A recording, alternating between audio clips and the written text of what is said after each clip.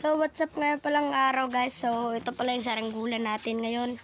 So, ito pala guys, yung saranggola natin, napakaganda. Tapos na malaki din guys. Ito yung nylon niya guys, oh. Di pa nalagay. So, papanoorin nyo yung mamayang hapon, yung part 2 kasi papalipad na kami mamayang hapon ng ulaw. Ay, saranggola pala. Ulaw yung sa Ilocano guys. Mahaba po yung ipos niya to guys.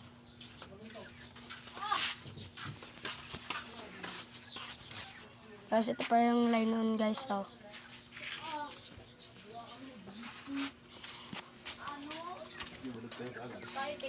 So, yun pala guys.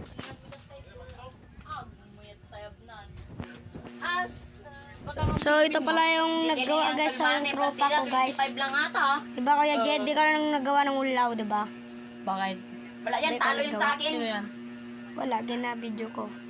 Talo yun sa akin. So guys, yun pala, papanoorin nyo mamaya yung part 2 ng pagpapalipad natin ng ulaw guys. Papalipad na kami mamayang hapon. So, titignan natin kung gaano ka taas yung lipad niya to. Kasi hindi pa natin malalaman kasi hindi pa nakabit yung nylon niya guys. So, ito pala guys, oh.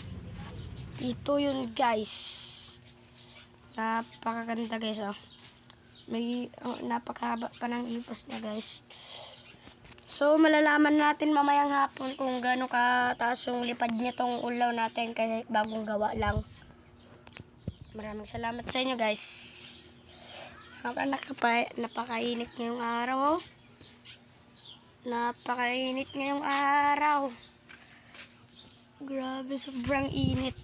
Kaya hindi mo na kami magpapalipad ng saranggola kasi napakainit pa. Ito yun guys, oh. Ito yung nylon niya guys. Kakabit namin yan mamaya. Dito guys, oh. May tali na yan guys. Yan namin nakakabit. Basta malalaman nyo lang yung part 2 mamaya, yung lipad. Yun guys. Maraming salamat sa inyo guys. Paalam.